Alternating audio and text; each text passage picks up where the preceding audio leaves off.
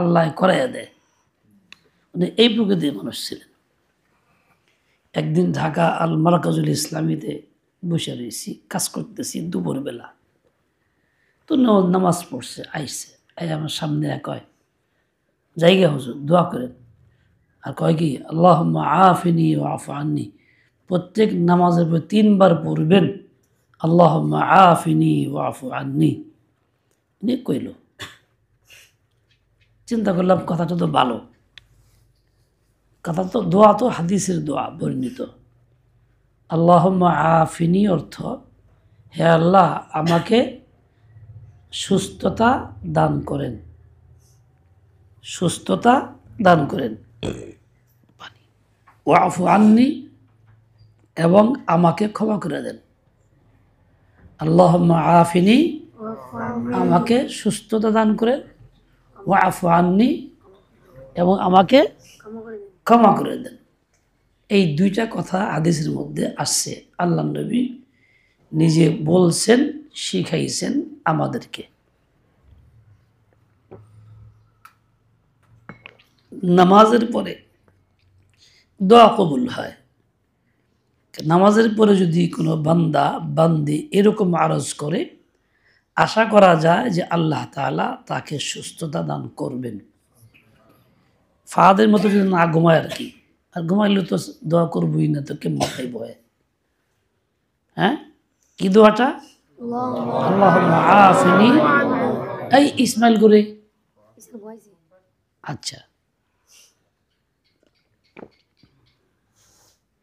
এখন সুস্থতার সাথে মাফ করার শব্দটা কেন আসলো? এই জন্য মানুষ যেন সুস্থ থাকে, তখন বেপরোয়া হয়, যা ইচ্ছা তাই করে, আকাম কোকাম গুনাহের কাম ভেঙে করার চেষ্টা করে, জুলুম অত্যাচার। শরীর সুস্থ থাকলে ফুর্তি থাকে, তখন এই ফুর্তি বলে যা ইচ্ছা তাই করে। শিখাইছেন যে না, সুস্থ থাকলে এই আকাম কোকাম করো না, এমন কিছু করো না যেগুলিতে আল্লাহ নারাজ হয়। যদি হয়ে যায় তাহলে জলদি জলদি আফু আন্নি, আল্লাহ মাফ করে দেন, মাফ করে দেন।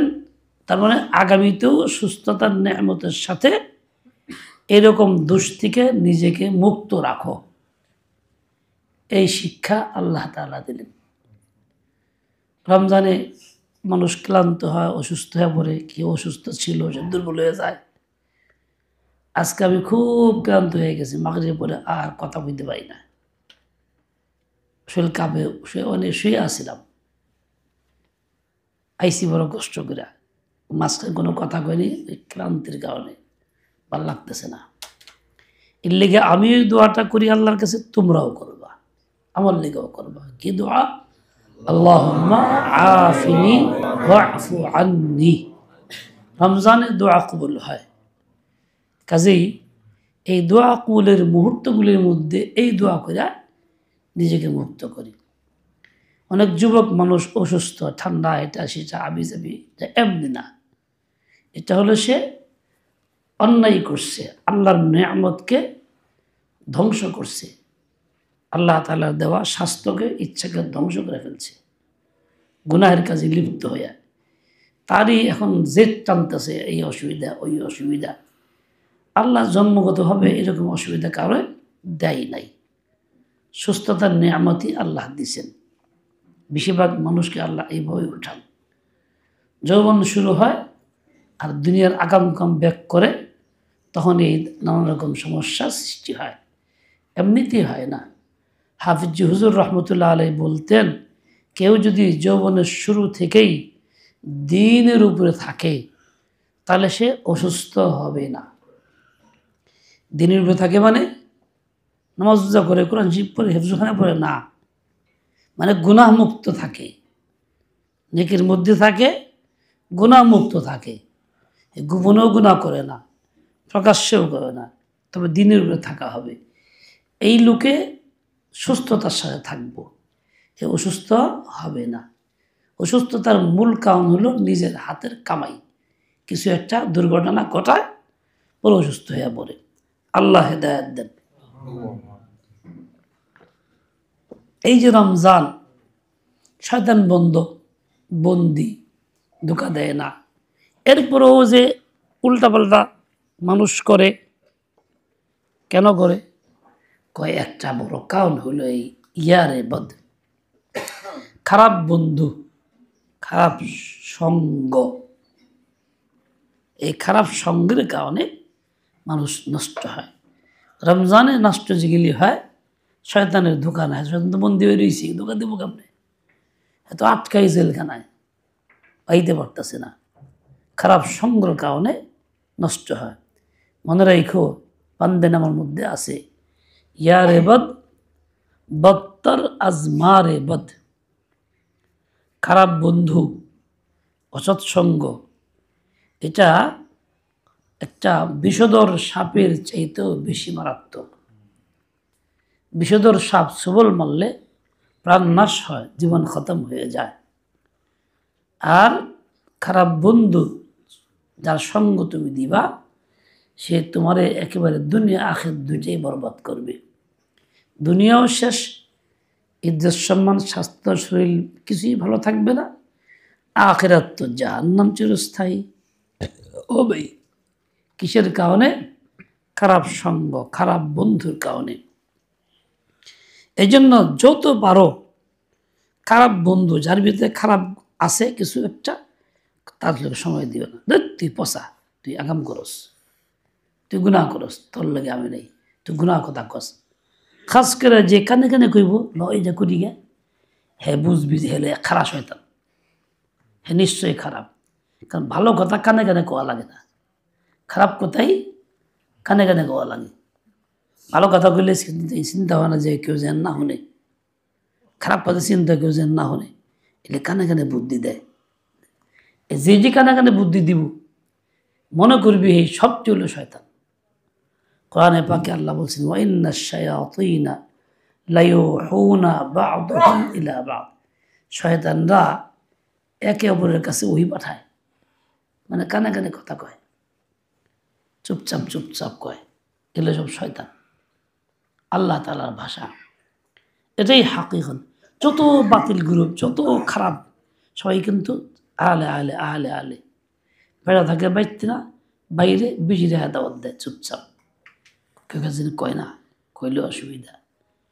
ফোন করে গভীর রাতে আমি চতুর্থ আসমান থেকে বলছি, আমি জিনদের বাদশাহ, আমি উমুক, তোমার এই হবে সেই হবে, ভাগ্য ভালো, তুমি যে ভালো চাও তো 7 ভরি স্বর্ণ উমুক পাহাড়ে দিয়ে আসবা, কাউকে বলতে পারবো না, যদি না করো তার ছেলেটা মারা যাবে। শুরু করবে।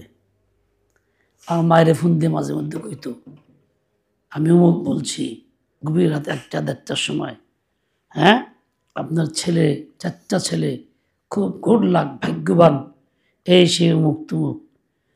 তো আমাকে ওই শয়তান তুই কারে? এখন অশিক্ষিত মহিলাগো এই ফোন দিয়া দিয়া অনেককে বিভ্রান্ত করে, টাকা পয়সা নিয়ে গেছে চিন্তাই করে কয়া কয়া। এই যে কেউ কিছু বলা যাবে না, বললে অসুবিধা হবে, ছেলে মারা যাবে, উমুক হবে তুমুক হবে, তার মানে কি হেলে শয়তান? কারণ বুদ্ধি করলে তো যেতে পারবো না, টাকা পয়সা নিয়ে দিব না, অন্যরা ফিরেই, এর লেগে বুদ্ধি ছাড়া চুপচাপ নিয়ে দিতেছে, এই জীবন শেষ করতেছে। এরকম যত কুবুদ্ধি সব কানে কানে দেয়, চুপচাপ দেয়, এরা সব খারাপ বন্ধু। মনে রেখো, ইয়ারে বদ বদতর আজ মারে বদ, বিষধর সাপের চাইতেও বেশি মারাত্মক। একটা বিরাট অজগর সাপ এক ঘরে, তোমারে থাকো, এই ঘরে থাকো, তুমি একলা, সাপটার লগে থাকবা কেন? কও থাকবা কেউ? হ্যাঁ, ওরে বাপ রে বাপ, যে দৌড় দিব রে। একবার সাপ দেখছে, সাপ দেখে সাপে দৌড়ানি, এমন দৌড় দিছে, বাপ করে দৌড় দিছে, ফুসকা সময় পায় নাই। 2 কিলো দূরে বাড়িতে গিয়া বিটায় খাড়ায় উল্টা করে ফুস। জাকারিয়া তুইও ফুস কবি নাকি? 2 কিলো দূরে গেছে ফুস, মানে দরে ছুটে যে দৌড় দিছে আর ফুসকা সময় পায় নাই, বাপ ফুস করবো আর কি। এরকম সাপ যদি ঘরে থাকে, তুই তো দুস্থ, তোর লোকে থাক, কেউ থাকবা? ও সাপের দিয়ে মারতে পারো, দৌড়াইতে পারো, তারপরও থাকবা না। বলে বন্ধু যে ও সাপের চেয়ে খারাপ, তার তুমি মনে করো ভালো, তোর মতন আত্মাও আছে, সুন্দর সুন্দর কথা কেব, কাজে বাহ্যিক খুব কাছে আসবো তো ও বেশি ক্ষতি করবো সাপের চেয়ে। এলে খারাপ বন্ধু ছেড়ে দাও, সেটাই হোক। সবচেয়ে খারাপ বন্ধু হলো মোবাইল, এর চেয়ে খারাপ বন্ধু পৃথিবীতে আর নাই। সবচেয়ে খারাপ বন্ধু মোবাইল। মোবাইলে যা ধরছে শেষ, গোষ্ঠী শুদ্ধ শেষ। কিরে ফাহাদ, খারা তোর করতে দেখি না।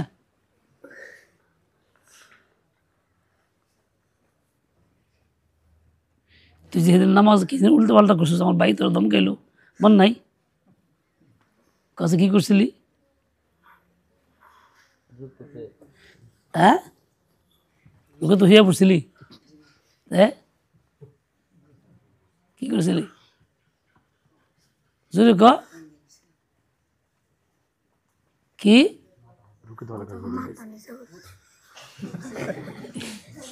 কি করছিস ক? মাথা ও শোনো তোর এগুলো দাস নাই, গুজা দিস, গুজা হয়েছিস, মাথা নিচা করছিস, খারাপ করছিস তুই। যাই হোক, বুঝছো কথা? কাজেই খুব সাবধান।